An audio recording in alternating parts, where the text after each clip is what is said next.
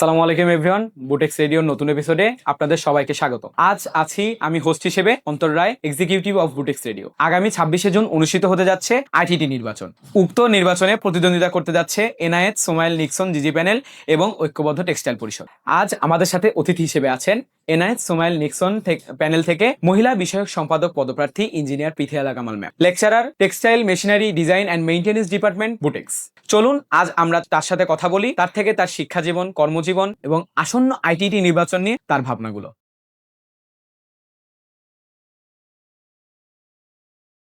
সালাম আলাইকুম ম্যাম, আজকের এই এপিসোডে আপনাকে অনেক অনেক স্বাগতম। ম্যাম, আপনি কেমন আছেন? ওয়ালাইকুম আসসালাম। আলহামদুলিল্লাহ, আমি খুবই ভালো আছি। বুটেক্স রেডিওকে আমার পক্ষ থেকে অনেক বেশি ধন্যবাদ আজকে এখানে আমাকে এসে কথা বলার সুযোগ করে দেওয়ার জন্য। ম্যাম, আমাদের দর্শক শ্রোতাদের উদ্দেশ্যে আপনার পরিচয়টা যদি জানাতেন। আমি পৃথিলা কামাল, বুটেক্স 42তম ব্যাচ। বর্তমানে কর্মরত আছি বাংলাদেশ টেক্সটাইল ইউনিভার্সিটিতে লেকচারার হিসেবে textile machinery design and maintenance ডিপার্টমেন্টে। আমরা এই ডিপার্টমেন্টের প্রথম ব্যাচ ছিলাম। ম্যাম, আপনার বুটেক্স এর পড়ার সময়টা নিশ্চয়ই অনেক বেশি অসাধারণ ছিল। ফার্স্ট ক্লাস ফার্স্ট হয়ে স্বর্ণপদক, তো এই অর্জনের পিছনে আপনার মূল উদ্দেশ্য বা কি ছিল? আচ্ছা, খুব সুন্দর একটা প্রশ্ন। এই প্রশ্নটা আসলে আমি প্রায়ই আমার লাইফে ফেস করি। সত্যি করে যদি বলি, প্রথম স্থান অর্জন কখনো আসলে আমার জীবনের লক্ষ্য ছিল না। ইনফ্যাক্ট আমি যখন বুটেক্সে ভর্তি হই, পরে আমাদের ফার্স্ট সেমিস্টার এক্সামে অংশগ্রহণ করার পর আমাদের ফলাফল যখন প্রথমবারের মতো প্রকাশ হয়, আমি যখন দেখি যে গ্রেড শিটে আমার নামটা সবার প্রথমে, আমি সত্যি খুব অবাক হয়েছিলাম এবং খুবই আশ্চর্য হয়েছিলাম। কারণ আমি স্টুডেন্ট হিসেবে কখনোই খুব বেশি পড়ুয়া ছিলাম না। আমার পড়াশোনার ধরনটা একটু ভিন্ন ছিল এবং আমি সবসময় একদম প্রথম থেকে শুরু চেষ্টা করেছিলাম যে আমাদের পড়াশোনার পাশাপাশি অন্যান্য অ্যাক্টিভিটিসে সবসময় অংশগ্রহণ করতে। তাই প্রথমবার যখন নিজের প্রথম স্থান অধিকারীর ফলাফলটা আমি পাই, আমি সত্যি খুব অবাক হয়েছিলাম। আর সবার উদ্দেশ্যে একটু বলতে চাই, আমি আসলে পড়াশোনার ব্যাপারে বা জীবনের যে কোনো ক্ষেত্রে নিজের কম্পিটিটর মনে করেছি। তাই আসলে কখনো ওই আরেকজনের সাথে কম্পিটিশন করে বা পাল্লা দিয়ে আমাকে এগিয়ে যেতে হবে, ওই চিন্তা ভাবনাটা কখনো ছিল না। তাই আমারও বলবো এটা আমার জন্য খুব আশ্চর্যের একটা ব্যাপার ছিল। ম্যাম, আপনি তো ন্যাশনাল ডিবেটার, স্কুল থেকে বিশ্ববিদ্যালয় অবধি বিতর্ক করেছেন, তো এই দক্ষতা আপনার জীবনে কিভাবে কাজে লেগেছে? আচ্ছা, বিতর্ক জীবনের শুরুটা আমার হয় স্কুল জীবন থেকে। আমার স্কুল এবং কলেজ দুটোই ছিল রাজু গুপ্তরা মডেল কলেজ। তো স্কুল জীবনে আমরা বিটিভিতে ডিবেট করতে যেতাম। তো তখন আমাদের একটা টিম ছিল, আমরা একসাথে যেতাম। স্কুল থেকে আমাদেরকে গাড়ি দেওয়া হতো। এটা আসলে খুব মজার একটা অভিজ্ঞতা ছিল। সেখান থেকে আমার এই পথ চলাটা শুরু, স্কুল, কলেজ এবং পরবর্তীতে যখন আমি বুটেক্সে ভর্তি হই, তখন প্রথমে এসে আমাকে খোঁজ নেই এখানে আমাদের কোনো ডিবেট ক্লাব আছে কিনা। এবং ওই সময় আমাদের ডিবেট ক্লাবের রেদওয়ান অপু ভাই, তার সাথে আমি প্রথম যোগাযোগ করি যে আমি এরকম ডিবেট করতাম, আমি আবারও ডিবেট করতে চাই, ক্লাবে আসলে অংশগ্রহণ করা যাবে কিনা। তো ওভাবে আমার পথ চলাটা শুরু হয়। আর যদি বলি বিতর্ক আমাকে কিভাবে সহায়তা করেছে, বিতর্ক আসলে আমাকে অনেকভাবে সহায়তা করেছে আমার জীবনে। কারণ ওই বিতর্ক শুরু করার মধ্য দিয়ে সবার সাথে কথা বলতে পারা বা একটা পোডিয়ামে দাঁড়িয়ে শ্রোতাদের উদ্দেশ্যে কথা বলার যে গুণটা, সেটা আসলে আমি বিতর্কিত মানে ডিবেটে করার মাধ্যমেই পেয়েছি। তাই বিতর্ক আমার জীবনে অনেক বেশি আমাকে সহায়তা করেছে। ম্যাম, আপনার পেশাগত জীবনের বিষয়ে একটু কথা বলি আমরা। আপনি এপিক গ্রুপে এক্সিকিউটিভ মার্চেন্ডাইজার ছিলেন, এরপর ডেকাথলন গ্রুপে সাপ্লাই চেইন প্রোডাকশন লিডার, তো এরপর আবার শিক্ষকতায় এলেন, তো কেন এই সিদ্ধান্ত? আচ্ছা, ওই যে একটা কথা একটু আগেও বললাম যে ফার্স্ট সেমিস্টারে ফার্স্ট হওয়ার পরের যে অভিজ্ঞতাটা, একটা কথা আছে না যে স্বাধীনতা অর্জনের চেয়ে রক্ষা করা কঠিন। তাই প্রথম সেমিস্টারে যেহেতু আমি আনএক্সপেক্টেডলি ফার্স্ট হয়ে যাই, পরবর্তীতে আমার উপর একটা দায়ভার চলে আসে পরের সেমিস্টারে ভালো রেজাল্ট করতে হবে। কারণ আমার পড়াশোনার ব্যাপারে আমার বাবা আমাকে সবসময় অনুপ্রেরণা দিয়েছেন। এখনো আমি বলি আমার পড়াশোনা, কোকারিকুলার অ্যাক্টিভিটিস বা এই যে এতটুকু পথ এগিয়ে আসা আমার এই ছোট্ট ক্যারিয়ারে বা এই ছোট্ট জীবনে, পুরো জিনিসটা সবচেয়ে বেশি অবদান আমার বাবার। তো ওখান থেকে যখন এই রেজাল্টটাকে আমার কন্টিনিউ করতে হবে লেগেসি মেনটেন করার জন্য, তো পরবর্তীতে একটা ব্যাপার ছিল, আমার বাবার খুব ইচ্ছা যে আমি টিচার হিসেবে জয়েন করব ইউনিভার্সিটিতে। কারণ একজন ইউনিভার্সিটির শিক্ষকের সম্মান বলি বা এই সমাজে তার গুরুত্ব এবং অবদান বলি, সেটা অনেক বেশি। তো ওই একটা ব্যাপার ছিল যে আমি গ্র্যাজুয়েশনের পর যদি টিচিং এই প্রফেশনটাতে আসি, it has to be my own campus. That means it has to be Bangladesh University of Textiles. তো আমি কিন্তু এর জন্য গ্র্যাজুয়েশনের পর অন্য কোনো পাবলিক ইউনিভার্সিটিতে জয়েন করিনি বা একাডেমিক ক্যারিয়ারটা প্রথমেই শুরু করিনি। এটা একটা বিষয় ছিল। আরেকটা বিষয়, আমি মনে করি একজন ইউনিভার্সিটির শিক্ষক শুধুমাত্র তার একাডেমিক ক্যারিয়ারকে কন্টিনিউ করলে হয় না, তাকে স্পেশালি টেক্সটাইল ইন্ডাস্ট্রির জন্য তার মধ্যে ওই নলেজটা থাকতে হবে যে আমাদের টেক্সটাইল ইন্ডাস্ট্রিটা কিভাবে কাজ করছে। টেক্সটাইল ইন্ডাস্ট্রিতে জিনিসগুলো কিভাবে চলে, প্রসেসগুলো কিভাবে চলে। তাই ওই একটা ব্যাপার ছিল যে যেহেতু আমি ক্যাম্পাসে এখনো জয়েন করতে পারিনি গ্র্যাজুয়েশনের পর, তাই আমি ধরেই নিয়েছিলাম যে এবার আমি তাহলে যে কাজটা করব আমার প্রফেশনাল ক্যারিয়ারটা এর বাইরে তৈরি করব, যাতে পরবর্তীতে কখনো যদি টিচিং এ আমি আসার সুযোগ পাই তখন এই দুইটার মধ্যে যাতে আমি একটা অ্যালাইনমেন্ট তৈরি করতে পারি বা একটা সামঞ্জস্য তৈরি করতে পারি। তো সেখান থেকে আসলে এপি গ্রুপে জয়েন করি, মার্চেন্ডাইজিং এ ছিলাম, সেখানে ওয়ালমার্ট বায়ার ম্যানেজ করতাম। এবং একটু বলে রাখি, আমার লার্নিং এর ক্ষেত্রে সবচেয়ে বেশি আমাকে হেল্প করেছে যে জিনিসটা, আমি ডিরেক্টলি এক্সপার্টদের সাথে কাজ করতাম। আমার রিক্রুটিং ম্যানেজারও কিন্তু ছিলেন একজন ইন্ডিয়ান, তার সাথে আমার এখনো কথা হয় এবং ইন্ডিয়াতে সে চলে গেছে, বাংলাদেশে বর্তমানে নাই। তো এক্সপার্টদের সাথে কাজ করার যে অভিজ্ঞতা, ইন্ডিয়ান, শ্রীলঙ্কান, দেন আমি গ্রিস, তারপর হচ্ছে লন্ডন থেকেও একজন এসেছিলেন আমাদের টিমে। তো তখন ওই তাদের সাথে কাজ করার যে অভিজ্ঞতা, এটা আমাকে হেল্প করেছে। পরবর্তীতে decathlon, it's already an excellent company. এটা ডিক্যাথলনকে নিয়ে বেশি বলার অনেক কিছু আছে, বাট এই মুহূর্তে না বললে আসলে অনেকে জানে, স্পেশালি আমাদের টেক্সটাইলে যারা আছে, আমাদের বুটেক্সের স্টুডেন্টদের মধ্যে একটা সবসময় টেন্ডেন্সি কাজ করে আমি ডিক্যাথলনে কাজ করব। সো এটা আমার জন্য এক্সিলেন্ট একটা এক্সপিরিয়েন্স ছিল, কারণ তারা ইউরোপিয়ান কালচার এবং নিজস্ব ভ্যালুস গুলা যেভাবে সবার মধ্যে ইমপ্লিমেন্ট করার চেষ্টা করে, এখানে আমি অনেক কিছু শিখেছি। ডিক্যাথলন ক্যারিয়ারে আমি কর্পোরেট কালচারটা, প্রফেশনালিজম খুব ইম্পর্টেন্ট একটা জিনিস, প্রফেশনালিজম, আমি এটা এখান থেকে শিখেছি। এবং পরবর্তীতে আমি যখন সুযোগ পাই বুটেক্সে জয়েন করার, তখন সেই সুযোগটা আর হাতছাড়া করিনি, কারণ মনে হচ্ছে now it's time to get back to your own home.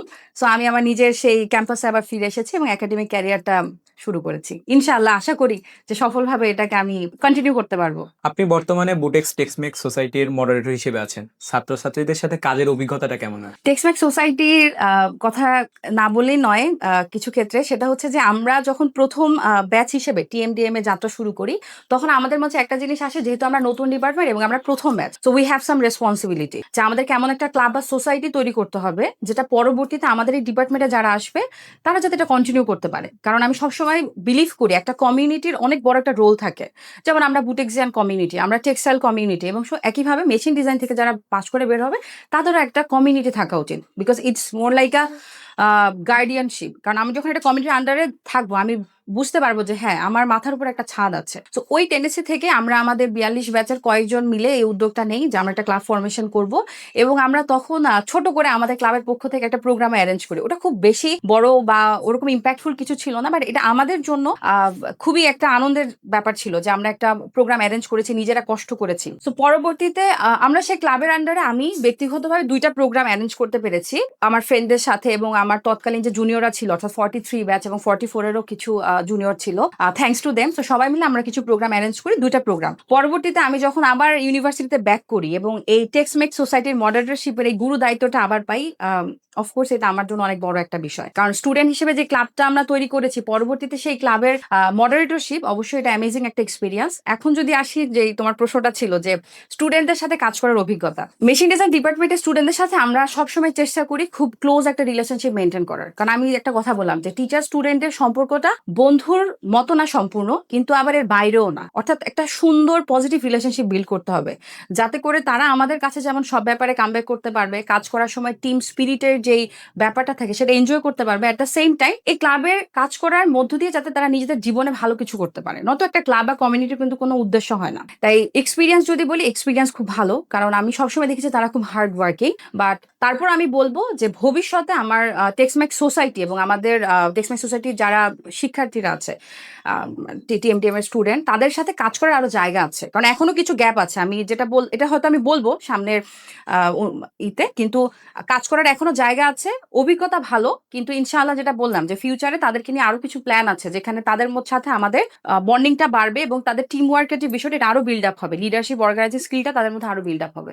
আসন্ন আইটিটি নির্বাচনে আপনি মহিলা বিষয়ক সম্পাদক পদে নির্বাচন করছেন, তো মহিলাদের নিয়ে আপনার প্রধান পরিকল্পনা কি? আচ্ছা, মহিলাদের নিয়ে আসলে অনেকগুলা পরিকল্পনা আছে, বাট প্রথমে আমি যেটা বলবো যে আমি আসলে আইটিটিকে এমন একটা জায়গায় দেখতে চাই যে একসময় আমাদের জন্য আলাদা কোনো মহিলা উইং থাকবে না, বরং মেয়েরা এমন ভাবে এম্পাওয়ার্ড হবে যে সভাপতি পদ থেকে শুরু করে অন্যান্য যে পদগুলো আছে, তারা নিজের গাটসে সাহস করে তাদের নিজের কারেজে তারা এখানে দাঁড়াবে পদপ্রার্থী হিসেবে, এবং তারা নির্বাচিত হবে এবং জয়ী হয়ে তারা আইটিটি পরিচালনার সেই সুযোগটা পাবে। এবার যদি বলি যে হ্যাঁ, আমি এই নির্বাচনে যেহেতু দাঁড়িয়েছি, যদি আমি ইনশাআল্লাহ জয়ী হয়ে সবার মাঝে আসতে পারি, সেক্ষেত্রে আমি কি করব? প্রথম আমার যে প্ল্যানিংটা, যেটা, কারণ আমি দেখেছি যে ইটির প্রতি একটা বিমুখতা আছে সবার, সেটা শুধুমাত্র মেয়েদের না, ছেলেদেরও কিন্তু। এর কিছু ভ্যালিড রিজন আছে, কারণ বিগত 15 বছর কিন্তু আমরা কোনো নির্বাচন পাইনি। কারণ আমি যখন স্টুডেন্ট ছিলাম, আমরা আইটিটির অ্যাক্টিভিটিস বলতে তেমন কিছু দেখিনি, হয়তোবা সেটা একটা ছোট পিকনিক বা ইফতার পার্টির মধ্যে সীমাবদ্ধ ছিল, এবং এটা নিয়ে দেখবে যে অনেক কথাবার্তা হয়। তাই প্রথম যে কাজটা সেটা হচ্ছে যে ছেলে শিক্ষার্থীদের জন্য কিন্তু আমাদের দলীয়গতভাবেই আসলে ছেলে মেয়ে উভয়ের জন্য একটা দলীয় ইশতেহার আছে এবং কিছু প্ল্যান আছে। তো এর বাইরে গিয়ে যদি স্পেসিফিক ভাবে মেয়েদের জন্য কাজ করি, আমাদের টেক্সটাইল ইঞ্জিনিয়ার যারা একদম শুরুতে পাশ করে গেছেন, অনেকেই আমরা ইঞ্জিনিয়ার আজিজা আপুর কথা হয়তো বা জানি, তিনি আমাদের প্রথম টেক্সটাইল ইঞ্জিনিয়ার মেয়েদের মধ্যে। সো তার মতো এরকম আরো অনেকে আছেন যারা আমাদের টেক্সটাইল সেক্টরটাকে লিড করছেন, বিভিন্ন কর্পোরেট কোম্পানিগুলোতে আছেন, মাল্টিন্যাশনাল কোম্পানিতে আছেন, এবং সরকারি বিভিন্ন প্রতিষ্ঠানে তারা আজকে লিডিং পজিশনে আছেন। তাদের সাথে আমাদের বর্তমান যারা ফিমেল টেক্সটাইল ইঞ্জিনিয়ার আছে বা পড়াশোনা করছে, তাদের একটা নেটওয়ার্কিং তৈরি করা, একটা ব্রিজ তৈরি করা, কারণ এটা খুব বেশি গুরুত্বপূর্ণ। কারণ যারা এই সেক্টরে লিডিং পজিশনে আছে, আমি যদি তাদেরকে না চিনি, তাদের সাথে কথা বলতে না পারি, আমি কিন্তু অনুপ্রেরণা পাবো না, বা আমি কিন্তু বুঝবো না আমার সামনে আসলে কোথায় যাওয়া উচিত। তো এই কমিউনিটির যে এই বন্ধনটুকুকে তৈরি করার জন্য আমি সবার প্রথমে কাজ করব। দ্বিতীয়ত যেটা, মেয়েদের মধ্যে একটা ফোবিয়া বা একটা টেনশন বা কনসার্নের জায়গা থাকে সবসময়, যে আমি আসলে কোন সেক্টরে যাব।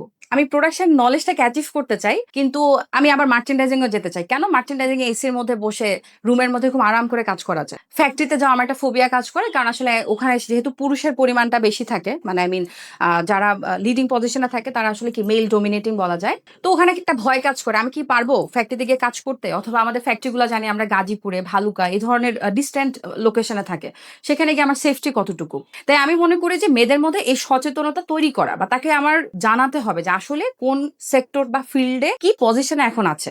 তো এটার জন্য আমি বিভিন্ন সেমিনার, ওয়ার্কশপ এগুলো অ্যারেঞ্জ করার প্ল্যান আছে, এবং তাদেরকে একটা ক্যারিয়ার গাইডলাইন দেওয়ার আমার প্ল্যানিং আছে। কারণ আমরা এখন মার্চেন্ডাইজিং সেক্টরেই সবাই যাচ্ছি, সবাই শুরুতেই মাল্টিন্যাশনাল কোম্পানিতে যেতে চাই। এর ফলে যেটা হয়, আমাদের ক্যারিয়ারটা একটু স্যাচুরেটেড অবস্থায় চলে যায়। তো এটার জন্য আসলে আমি মেয়েদেরকে দায়ী করছি তা না, কারণ এখানে পারিপার্শ্বিক অনেক ব্যাপার স্যাপারও থাকে। যেহেতু আমি এপিকে যখন ছিলাম তখনও ফ্যাক্টরিতে গিয়ে কাজ করেছি, যখন ডিকাথলনে ছিলাম তখন আমি সেই সকাল 7টা বাজে বাসা থেকে বের হতাম, ফ্যাক্টরিতে যেতাম, ওখানে কাজ করতাম, দেন আবার সন্ধ্যায় বাসায় আসি। সো এই যে বিষয়টা ক্যারিয়ার গাইডলাইন, এবং মেয়েদের সফট স্কিলের জন্য আমি বিশেষভাবে কাজ করব। কারণ আমি মনে করি মেয়েদের মধ্যে লিডারশিপের সে পোটেনশিয়ালিটি আছে, বাট মেয়েরা একটু সফটই হয়তো, তাই তারা লিডারশিপের ব্যাপারটা মানে ভিতরে হয়তো আছে, কিন্তু সেটা ফ্লারিশ করতে পারে না।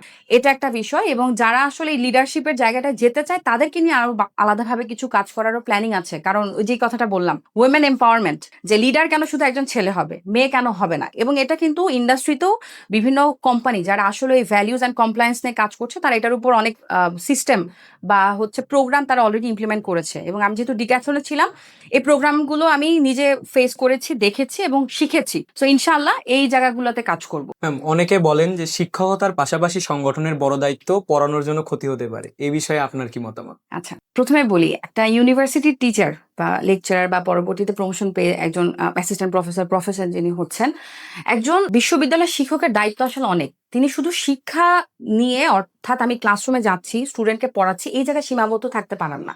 কারণ একটা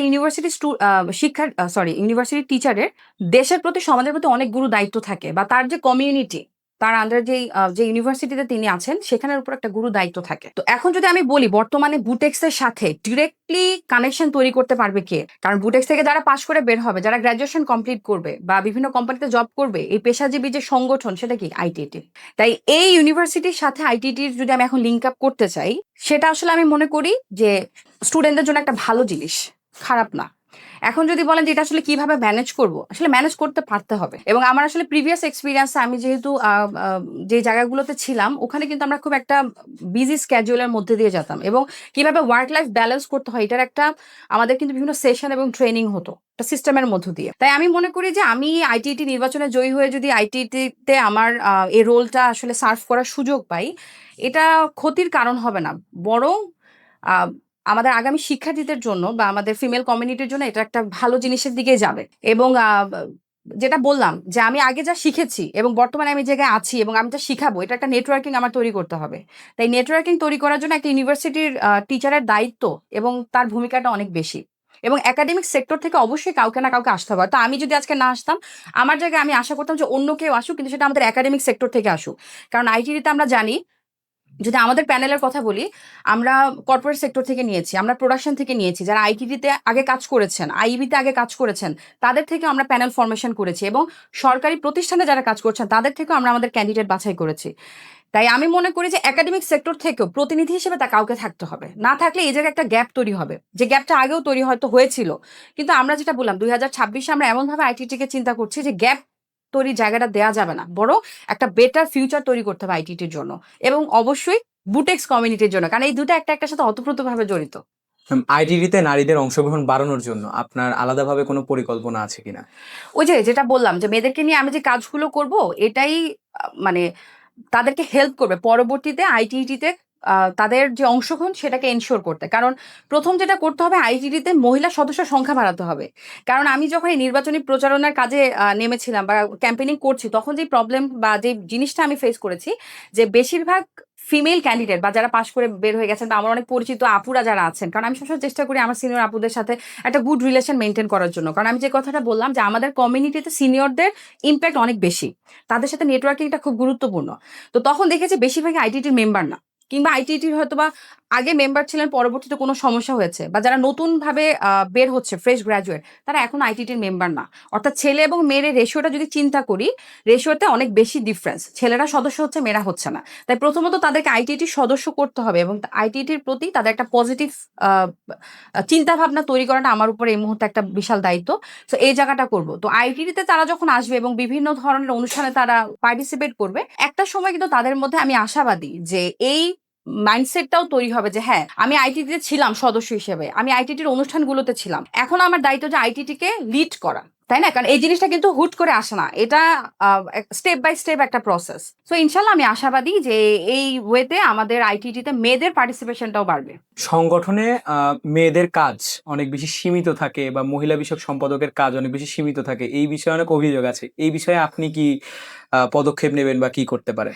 আচ্ছা, আমি যখন নির্বাচনে দাঁড়াই, প্রথম যে একটা কথা আসে যে অনেকেই বলে যে হ্যাঁ, মেয়েরা প্রথমে খুব অ্যাক্টিভ থাকে বা একটা কাজ নিয়ে খুব এনথুজিয়াস্ট থাকে, আস্তে আস্তে তাদের এই এনথুজিয়াজমটা কমতে থাকে, বা তারা দেখা যায় প্রথমে অ্যাক্টিভ থাকলেও আস্তে আস্তে এমন ইনঅ্যাক্টিভ হয় যে বিভিন্ন আইটিটির সাধারণ সভাগুলোতেও তারা থাকছে না। তাহলে আমি নিজে যদি একজন মেম্বার হিসেবে সাধারণ সভাতে না থাকি, বা আমাদের যে জেনারেল মিটিংগুলো হবে সেক্ষেত্রে যদি আমি না থাকি, তাহলে আমি কিন্তু পরবর্তীতে আমার যে কাজগুলো আমি বললাম যে আমি একটা ওয়ার্কশপ করবো, একটা কম্পিটিশন অ্যারেঞ্জ করবো, একটা সেমিনার করবো, সেই জায়গায় কিন্তু আমি অ্যাক্টিভলি থাকতে পারবো না। তাইলে সেই জায়গাতে আমাদেরকে বুঝতে হবে যে মেয়েরা পিছিয়ে থাকার জন্য কিছু ক্ষেত্রে মেয়েরা দায়ী, কিছু ক্ষেত্রে মেয়েদের পাশাপাশি আমাদের পারিপার্শ্বিক পরিস্থিতিও দায়ী। আমি যদি বলি, আমি এখন যে প্যানেলের পক্ষ থেকে দাঁড়িয়েছি, এই কথাটা আসলে না বললেই নয়। ক্যাম্পেইনিং এ যখন আমি যাচ্ছি বিভিন্ন ফ্যাক্টরিতে, একদিন আমরা 4টা-5টা ফ্যাক্টরিতে যাওয়ার চেষ্টা করছি, সবার সাথে কানেকশন বাড়ানোর চেষ্টা করছি, সবার সাথে পরিচিত হওয়ার চেষ্টা করছি, স্পেশালি আমার জন্য, কারণ আমি 42 ব্যাচ। তো আমার আগে যে ব্যাচগুলো বের হয়ে গেছেন সিনিয়রদের সাথে কিন্তু সবাই আমার চেহারা হয়তো চিনেন না, কিন্তু আমার দায়িত্ব তাদের সাথে কথা বলা, তাদের সাথে যোগাযোগ তৈরি করা। তো এই জায়গায় গিয়ে আমি যে জিনিসটা দেখেছি, আমার প্যানেলের পক্ষ থেকে মানে আমার প্রতি তাদের একটা অন্যরকম স্নেহ।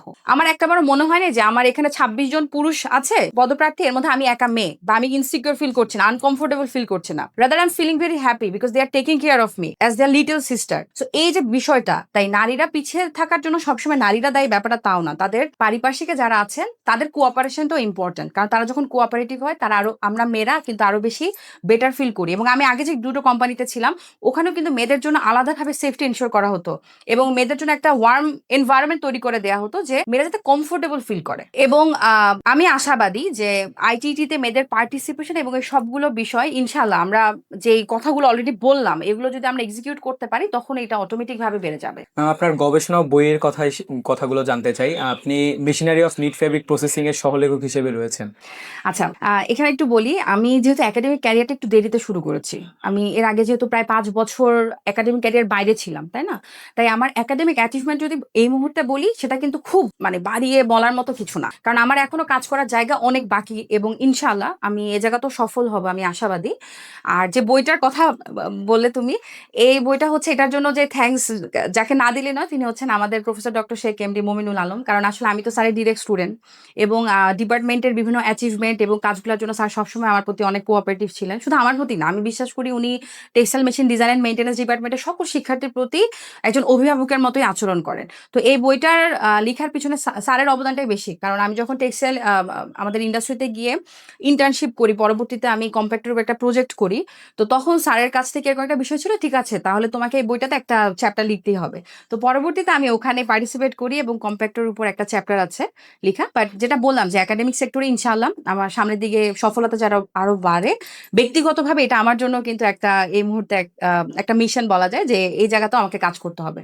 ম্যাম, বর্তমানে আপনি শিক্ষক হিসেবে রয়েছেন, তো আপনার স্টুডেন্টরা বের হচ্ছে, তো এই তরুণ টেক্সটাইল ইঞ্জিনিয়ারদের উদ্দেশ্যে আপনার কি পরামর্শ? আচ্ছা, টেক্সটাইল যারা ওই যে যেটা বললাম যে যারা আসলে গ্রাজুয়েশন এখন করছে বা বের হচ্ছে, তাদের জন্য আমার আসলে অ্যাডভাইস আছে, যেটা আমি সবসময় আমার ক্লাসরুমে বলার চেষ্টা করি। ক্লাসে আমি ক্লাস নেওয়ার পাশাপাশি সবসময় চেষ্টা করি প্রতি সেমিস্টারে অন্তত একটা ক্লাসে বা 5 মিনিট বা 10 মিনিট স্টুডেন্টদের সাথে বইয়ের বাইরে গিয়ে কথা বলার। কারণ আমি যেটা বললাম যে একজন শিক্ষার্থী তার শিক্ষক থেকেও মেধাবী হতে পারে, তার সফলতা তার শিক্ষক থেকেও বেশি হতে পারে, এবং এটাই কিন্তু একজন শিক্ষকের জন্য অ্যাচিভমেন্ট। যে আমি যখন দেখবো আমার স্টুডেন্ট আমার থেকে ভালো করছে, দিস ইজ মাই অ্যাচিভমেন্ট। এটা ইনসিকিউরিটির জায়গা না, বরং এটা ভালো লাগার জায়গা যে হ্যাঁ ও এগিয়ে যাচ্ছে। কারণ একজন শিক্ষকের দায়িত্ব শুধু পড়ানো না, তাকে এনকারেজ করা, তাকে আরো বেশি ডেডিকেটেড করে তোলা, বা একটা টপিকের উপর বা একটা ফিল্ডের উপর তাকে ইন্টারেস্টেড করা। তো যারা নতুন বের হচ্ছে সে জায়গায় আমি মানে যখন টিচিংটা শুরু করি তখন একটা জিনিস আমি ফেস করি, যেটা না বললে নয়, যে এখনকার শিক্ষার্থীদের মধ্যে শিক্ষকদের প্রতি একটা ভীতি কাজ করে। আমি জানি না কেন। আমরা যখন স্টুডেন্ট ছিলাম তখন আমরা শিক্ষকদের সাথে যখন ক্লাস শেষ হয়ে যাচ্ছে শিক্ষকদের সাথে গিয়ে আবার কথা বলার চেষ্টা করতাম।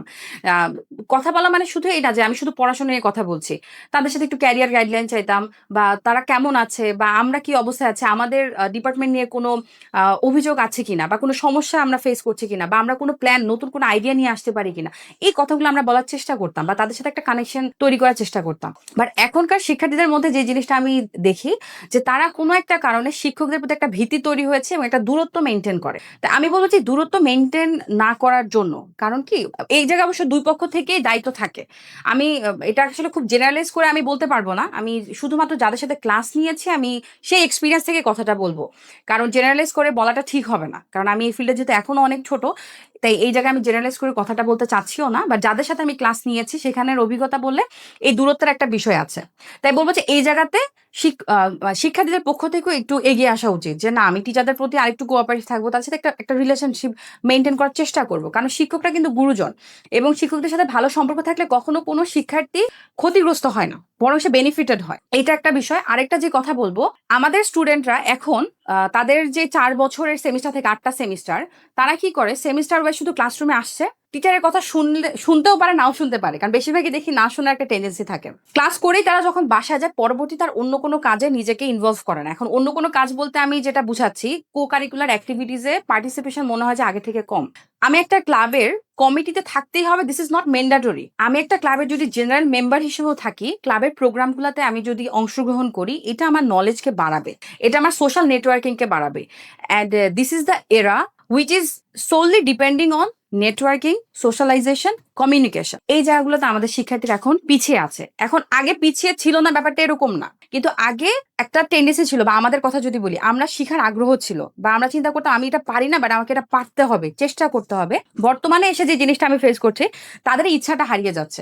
এখানে আমাদেরও দায়িত্ব আছে তাদেরকে এনকারেজ করা, বাট যেটা বললাম একপাক্ষিকভাবে কোনো কিছু সম্ভব হয় না। কারণ একটা ইউনিভার্সিটি স্টুডেন্ট মানে কিন্তু সে এখন প্রাপ্তবয়স্ক, তাই না? বেশিরভাগই 18+ তারা এখন, তাদেরও কিন্তু দায়িত্ব আছে যে আমি নিজের উপর ফোকাস করবো, আমার লিমিটেশন গুলাকে নিয়ে কাজ করব। আচ্ছা, এটা একটা বিষয়। আরেকটা জিনিস হচ্ছে, তারা যে কাজটা করে সিনিয়রদের সাথে তারা ব্রাদারহুডটা এখন মেনটেন করার চেষ্টা করে না। এটা নিয়ে আমি আসলে পার্সোনালি খুবই আপসেট। কেন আপসেট? 4 বছর আমি কারোর সাথে কোনো যোগাযোগ করলাম না, কোনো কমিউনিকেশন করলাম না, but after my graduation I am trying to reach to my seniors. আমি তাদেরকে সিভি দিচ্ছি, আমি বলতেছি আমাকে একটা জব দেন। নো, আমি একটা সিভি দিলে তারা আমাকে জব দিতে বাধ্য না। I have to build that communication and bonding with them, যাতে করে গ্রাজুয়েশনের পর তারা আমার কাছে উল্টা চাইবে তোমার সিভিটা দাও, আমি ফরওয়ার্ড করবো, বা আমার কোম্পানিতে লোক নিবে, তুমি দেখি তোমার সিভিটা কি অবস্থা। তো এই যে নেটওয়ার্কিং এর এই জায়গাটা, এটা তো অনেক তারা ল্যাকিং এবং পিছিয়ে গেছে। এবং এই জিনিসটা কেন বললাম, যখন আমি এই মানে গত বছরের আগেও যখন আমি টিকাকরণে ছিলাম, আমার কাছে অনেক জুনিয়র আসতো, আপু আমাকে জব দিয়েন, এটা একটা সিভি। এখন বিষয়টা হচ্ছে কি, যে আমি যে তার সিভিটা নিচ্ছি, সিভিতে যে কথাগুলো লিখা আছে, এটা তো আমাকে পার্সোনালি রিলেট করতে হবে। এখন আমি যে রিলেট করব, আমি মনে করতে পারি না তার সাথে আমার ইউনিভার্সিটিতে কখনো কোনো কানেকশন ছিল কিনা, তার সাথে আমার দেখা হয়েছে কিন্তু হয়তো সে আমার সাথে কথা বলেনি বা আমি তার থেকে একটা ওয়ার্ম অ্যাপ্রোচ পাইনি। তাহলে এখন আমি যখন তাকে নিয়ে, সে বললো যে সে খুব এক্সট্রোভার্ট, এখন আমি তাকে পার্সোনালি দেখি নাই বা তার সিনিয়ররাও তার সম্পর্কে জানে না, তাহলে আমি তার এই এক্সট্রোভার্ট এই পয়েন্টটা নিয়ে কিন্তু কনফিডেন্টলি সিভিটা ফরওয়ার্ড করতে পারি না, এবং এটা উচিতও না। কারণ সিভি সোর্সিং এখন কিন্তু বর্তমানে খুবই মানে ইম্পর্টেন্ট একটা রোল হিসেবে দেখো। এইচআর এর পাশাপাশি যারা ডিরেক্টলি টিমে রিক্রুটমেন্ট নেন বা যে ম্যানেজার থাকে বা টিম মেম্বার থাকে, তারাও এখন কিন্তু রিক্রুটমেন্টের কাজটা করে। কারণ ব্যাপারটা এরকম যে আমি টিমে যাকে নিয়ে কাজ করব সে যাতে আমার সাথে কম্পিটেন্ট হয়, তাই না? তাই এই বিষয়গুলাতে আমাদের স্টুডেন্টদেরকে কাজ করতে হবে। আর হচ্ছে আরেকটা কথা যেটা না বলেই নয়, আমাদের স্পোকেন ইংলিশের উপর কাজ করতে হবে। এটা আগেও আমাদের লিমিটেশন ছিল, এখনো আছে। বাট 2026 সালেও যদি আমরা এগুলা নিয়ে আসলে কথা বলি, তাহলে আমাদের বলতে হবে যে as a nation or as a textile community আমরা আসলে অনেক পিছায় আছি। তাই স্টুডেন্টদের এখন ওবিই কারিকুলামের আন্ডারে সবকিছু নিয়ে আসা হয়েছে। সো প্রত্যেক সেমিস্টারে কোর্স ওয়াইজ কিন্তু তারা একটা প্রেজেন্টেশন দিতে পারে। অর্থাৎ একটা সেমিস্টার যদি আমার 6টা কোর্স থাকে, 6টা কোর্সের জন্য কিন্তু সে 6টা প্রেজেন্টেশন দিতে পারতেছে। বাট আমি যদি আমার পার্সোনাল এক্সপিরিয়েন্স বলি, তারা যে কাজটা করে কোনো রকম একটা পিপিটি বানায় নিয়ে আসে, সেই পিপিটি কোনো রকম একটা প্রেজেন্টেশন দেয়। নো, এটাই যদি করার হয় তাহলে তো ওবিএ কারিকুলামের কোনো মানে নাই। আমি একটা নতুন সিস্টেমকে ইমপ্লিমেন্ট করছি, কারণ ওবিএ কারিকুলামে শুধু শিক্ষার্থীরা শিখে তা না, একজন শিক্ষককেও শিখতে হচ্ছে, আমাকে এক্সট্রা সময় দিতে হচ্ছে, তাকে আমাকে ডিফারেন্ট ওয়েতে ইভালুয়েশন করতে হয়। এখন আমি যদি ক্লাসরুমে এসে দেখি আমার স্টুডেন্ট কি করছে, কোনো রকম একটা প্রেজেন্টেশন বানায় এনে দাঁড়ায় কোনো রকম কথা বলে চলে যাচ্ছে, তাহলে কিন্তু আসলে আমরা আবারও ব্যর্থ। কারণ আমার পিপিটি বানানোর স্কিল কর্পোরেট সেক্টরে যাওয়ার জন্য, প্রফেশনাল ফিল্ডে যাওয়ার জন্য this is one of the biggest skill. কারণ পিপিটি বানাইতে হয় এক রাতের মধ্যে। আপনি যখন প্রফেশনাল ফিল্ডে যাবেন, আমাকে ওভারনাইটের মধ্যে একটা পিপিটি বানাইতে হবে, সেটা প্রেজেন্ট করতে হবে। তখন আমাকে 1 সপ্তাহ সময় দিবেন। এখন হয়তো বা শিক্ষার্থীরা বলে ম্যাডাম আমাকে 15 দিন সময় দেন, 20 দিন সময় দেন, কিন্তু তখন তোমাকে ওভারনাইটে বানাইতে হবে। এখন এই স্কিল তো তোমার এখান থেকে শিখে যেতে হবে, তাই না? তাই প্রেজেন্টেশন গুলো সুন্দর করে বানানো, কন্টেন্ট আসলে আমি কি দিচ্ছি, আমার শিক্ষক আমার কাছে কি চাচ্ছে আর আমি কি দিচ্ছি, এই বিষয়টাও কিন্তু একটা ইউনিভার্সিটি স্টুডেন্ট হিসেবে আমাকে বুঝতে হবে। পাশাপাশি যেটা বললাম যে আমি স্টেজে দ্বারা যখন কথা বলছি, প্রেজেন্টেশন নেওয়ার উদ্দেশ্য তো হচ্ছে তোমার এই স্কিলটাকে ডেভেলপ করা। এখন তুমি যদি এফোর্ট না দাও, তাহলে তো আমি এটা শেখাতে পারছি না। আমি শিখাতে চাচ্ছি, আমি তোমাকে ফিডব্যাক দিচ্ছি, কিন্তু তুমি সেটাকে আবার ইগনোর করছো, তাহলে কিন্তু ওই জায়গায় ইমপ্রুভমেন্ট হচ্ছে না। এবং এটার প্রবলেম যেটা হবে পরবর্তীতে জব ফিল্ডে গিয়ে, যখন আমি সিভি গুলা ফরওয়ার্ড করতে যাই, আমি কনফিডেন্স পাচ্ছি না। এটা শুধু আমার কথা না, আমি শিওর আমাদের অন্যান্য যে টেক্সটাইল সিনিয়র আছে তাদেরও আসলে সেম ফিডব্যাক, যে আমি তোমার সিভিটা ফরওয়ার্ড করতে গিয়ে কনফিডেন্স পাচ্ছি না। তুমি যখন সিভিটা ফ্রেশার অবস্থায় দিচ্ছ, ফ্রেশার অবস্থায় কিন্তু তোমার সিভিতে এটা থাকবে না যে আমি প্রোডাকশনে 2 বছর কাজ করেছি, 5 বছর কাজ করেছি। তোমার সিভিতে তখন থাকতে হবে আমার এক্সট্রা কারিকুলার অ্যাক্টিভিটিস এটা ছিল, আমি এই ক্লাবের আন্ডারে এই কাজটা করেছি, আমি এই কম্পিটিশনে পার্টিসিপেট করেছি, অথবা এটা আমার এই অ্যাওয়ার্ডটা আমি পেয়েছি। এগুলো তখন তোমার সিভিটাকে এনরিচ করে। এবং আমি যেটা বললাম, একটা ইন্টারভিউতে যখন তারা যায়, আগে থেকে প্রিপারেশন নিতে হবে। এই আগে থেকে প্রিপারেশন নেওয়া মানে এই না যে আমার ইন্টারভিউ 1 মাস পরে আমি 1 মাস আগে প্রিপারেশন নিলাম। এই প্রিপারেশন তোমাকে 4 বছর ধরে নিতে হবে, যে কিভাবে আমি আমার সামনে যখন আমার কেউ ইন্টারভিউ নিচ্ছেন, আমি কিভাবে বসবো, আমার হাত হাত কিভাবে থাকবে, অর্থাৎ আমার বডি জেস্চার কিরকম হবে, আমি কথা বলার সময় কিভাবে তাকে সম্বোধন করবো, এগুলো আমাকে আগে শিখতে হবে। রিসেন্ট যদি একটা এক্সাম্পল দিই, আমি হয়তো একটু বেশি লেংদি করছি, বাট আমার কাছে মনে হচ্ছে যে যেহেতু আমি খুব রিসেন্ট এই জিনিসগুলোকে দেখেছি, আমার মনে হচ্ছে যে এগুলো নিয়ে একটু কথা বলা দরকার। টেক্সটাইল ইন্ডাস্ট্রিতে আমরা একটা ক্যাম্পেইনিং এ যাই কিছুদিন আগে একটা ফ্যাক্টরিতে, সেখানে গিয়ে আমাকে অনেক সিনিয়র একজন বলেন, এখনকার স্টুডেন্টরা কাউন্টের ডেফিনেশন বলতে পারছে না, তারা কাউন্টের ডিফারেন্স বলতে পারছে না। একজন টিচার হিসেবে কিন্তু এটা অবশ্যই আমার কাছে নিজেকে ব্যর্থ মনে হয়, আবার খারাপ লাগে এই জায়গাতেও। কারণ আমি নিশ্চিত যে শিক্ষকরা যখন ক্লাসে দাঁড়িয়ে পড়াচ্ছেন, এর চেয়ে বেশি আসলে তারা ডেলিভারি দেন, কিন্তু শিক্ষার্থীরা নিচ্ছে না।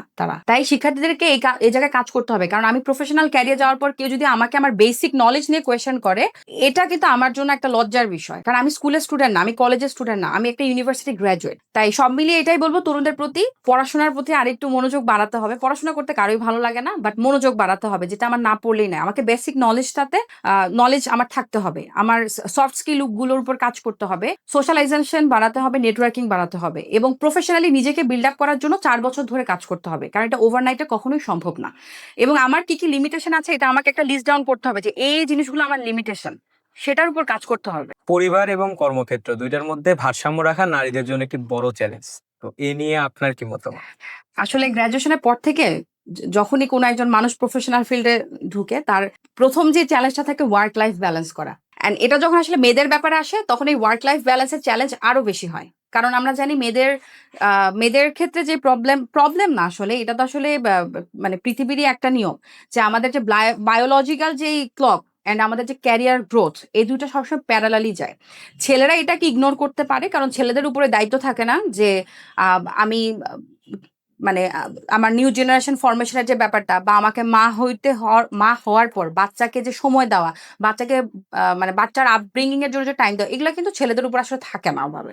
মেয়েদের উপর এটা ম্যান্ডেটরি। এখন যে সমস্যাটা আসলে হয় যে প্রফেশনাল ক্যারিয়ারে ঢোকার পরেই মেয়েদের মধ্যে সবসময় একটা ডিলেমা কাজ করে, বাবুকে সময় দিব, কারণ বাচ্চা মানুষ করা তো অনেক বড় একটা দায়িত্ব। আমি মা হিসেবে যদি বাচ্চা মানুষ করতে না পারি, পরে আসলে আমি মানে সোসাইটির প্রতি আসলে কি আমার কন্ট্রিবিউশন? আমি ক্যারিয়ারে অনেক এগিয়ে যেতে পারি, কিন্তু আমার পার্সোনাল লাইফটা যদি ইম্প্যাক্টেড হয়, ওইটা কিন্তু আসলে মিনিংলেস হয়ে যায়। তাই সবসময় চ্যালেঞ্জটা আছে, এখনো আছে। বাট কিভাবে ম্যানেজ করতে পারছি এটা যদি বলি, একজন সাপোর্টিং লাইফ পার্টনার, কারণ লাইফ পার্টনার সাপোর্ট না থাকলে একটা মেয়ে আসলে এত দূর আগাইতে পারে না, এটা একটা বিষয়। আরেকটা হচ্ছে ফ্যামিলি সাপোর্ট সিস্টেম। ফ্যামিলি আমাদের জন্য অনেক বড় একটা সাপোর্ট সিস্টেম। তো ফ্যামিলি থেকে যদি সাপোর্ট থাকে, সেক্ষেত্রে এই জায়গাটা একটু সহজ হয়। কারণ আমি বারবার বলতেছি যে আমাদের পার্সোনাল লাইফ মানে শুধুমাত্র নিজেকে নিয়ে না, কিন্তু একটা পরিবার, রেসপন্সিবিলিটি। অ্যান্ড যখন হচ্ছে আহ, আমরা মা হই বা বাবা হই, প্যারেন্ট হই, যে এই নতুন যে সম্পর্কটা, তখন একটা বিশাল দায়িত্ব আসে। কারণ পৃথিবীতে মনে হয় সবচেয়ে কঠিন কাজ হচ্ছে একটা বাচ্চাকে 24/7 দেখাশোনা করা, তার টেক কেয়ার করা। ইনফ্যাক্ট আমি এখনো বলি, আমি যখন অফিসে থাকতাম বা এখন যখন ইউনিভার্সিটিতে আসি, ওই কাজের সাথে যদি আমি বাসার কাজকে কম্পেয়ার করি, স্টিল আই ফিল লাইক যে বাসার কাজটা বেশি কঠিন, বাচ্চার সাথে সারাদিন থাকাটা বেশি কঠিন। তাই চ্যালেঞ্জ আছে, বাট চেষ্টা করি। আর যেটা বললাম যে সাপোর্ট সিস্টেম, ওই জিনিসটা আলহামদুলিল্লাহ আছে বলেই হয়তো পারছি। ম্যাম, শেষ প্রশ্ন, আগামী 26শে জুন আইটিটি নির্বাচন, সদস্যদের উদ্দেশ্যে আপনি কি বলতে চান? আচ্ছা, আইটিইটি নির্বাচন 26শে জুন। শুধু সদস্য না, যারা আইটিইটি সদস্য হতে পারে নাই, সবাইকে আমি বলবো, this is going to be a big big get together for all Butexian textile engineers. তাই বুটেক্সে আমরা যারা আছি, তারা সবাই আমরা ক্যাম্পাসে আসবো। ওই দিন শুক্রবার সকাল 9টা থেকে বিকেল 4:30 পর্যন্ত ভোট কাস্টিং হবে। তাই সবাই আমরা আসবো। জুনিয়ররা যারা আছে তাদেরকে আমরা বলবো তোমরা আসো, সিনিয়রদের সাথে তোমাদের দেখা হবে। এটা অন্যরকম একটা মিলন মেলা। আর যারা আমাদের আসলে ভোটার আছেন বা আইটিটি মেম্বার হিসেবে আছেন, তাদের প্রতি বলবো, আমাদের প্যানেলকে নিয়ে আসলে এখানে বলতে চাচ্ছি, আমাদের প্যানেলের সকল মেম্বাররাই কিন্তু আসলে পরীক্ষিতভাবে এখানে এসেছেন। এবং আমরা ইন্টারিম কমিটির দিকেও যদি তাকাই, তারা সেই কমিটির মেম্বার হিসেবে ছিলেন, এবং তারা গত 2 বছরে তারা এমন কিছু দৃশ্যমান কাজ করেছে, সেটা আমরা সবাই দেখেছি। বুটেক্সের সাথে কানেকশন তৈরি করা থেকে শুরু করে তারা এমন কিছু দৃশ্যমান এক্সাম্পল সেট করে গেছেন। তো আসলে সেই পরিষদে যদি আবার আপনাদের মাঝে আসে, তাহলে ফিউচারটা ইনশাল্লাহ অবশ্যই ভালো হবে, এটা আর বলার অপেক্ষা রাখে না। তাই 26 তারিখ সারাদিন জিজি প্যানেলে ভোট দিন, এবং আপনারা আসলে দক্ষতা দেখেই পক্ষ নিবেন, এই অনুরোধ থাকবে। এবং সবাই ক্যাম্পাসে আসবেন, কারণ এটা আমাদের জন্য একটা উৎসবের মতো। এবং আমিও কিন্তু জীবনে প্রথমবারের মতো নির্বাচন দেখব। নির্বাচনে অংশগ্রহণ করছি সেটা ভিন্ন কথা, কিন্তু আমিও কিন্তু এই জিনিসটা প্রথমবারের মতোই লাইফে এক্সপিরিয়েন্স করব। তাই সবাইকে আসার অনুরোধ জানাচ্ছি, এবং আমার পূর্ণাঙ্গ প্যানেলের প্রতি আপনাদের সবার কাছেই ভালোবাসা চাচ্ছি। কারণ আমরা শুধু কথা দিয়ে না, আমরা কাজের মাধ্যমেও এক্সাম্পল সেট করেছি এবং ইনশাল্লাহ করব। এবং আমি সবসময় বলছি যে আমাদের ইশতেহার শুধু লোক দেখানো নয়, আমরা এটাকে প্রমাণ করে দিয়ে যাব, এবং আমাদের ইশতেহারগুলোকে আমরা সাফল্য মণ্ডিতভাবেই এই জিনিসটা এক্সিকিউট করব ইনশাআল্লাহ। তাই সবার কাছে আবারও ভালোবাসা চাচ্ছি, আমার জন্য এবং আমাদের গো গ্রিন জিজি প্যানেলের জন্য। ধন্যবাদ। অসংখ্য ধন্যবাদ ম্যাম, আমাদের সাথে থাকার জন্য, বুটেক্স রেডিওর সাথে থাকার জন্য। বুটেক্স রেডিওকেও আমার পক্ষ থেকে এবং আমাদের এনায়েত সুমাইল নিক্সন পরিষদের পক্ষ থেকে অনেক ধন্যবাদ এবং কৃতজ্ঞতা। কারণ আমাদের এই নির্বাচনী প্রচারণার কাজে আমাদের যে কথাগুলো আছে সবার সামনে তুলে ধরার জন্য বুটেক্স রেডিও যে অবদান রাখছে, অবশ্যই আমরা কৃতজ্ঞ। ধন্যবাদ সবাইকে। আসসালামু আলাইকুম। ধন্যবাদ দর্শক শ্রোতা, আমাদের সাথে এত সময় থাকার জন্য। নতুন গল্প, আলোচনা ও ইনসাইটফুল কথা নিয়ে আমরা আবারও আসবো। Stay tuned with Butex radio.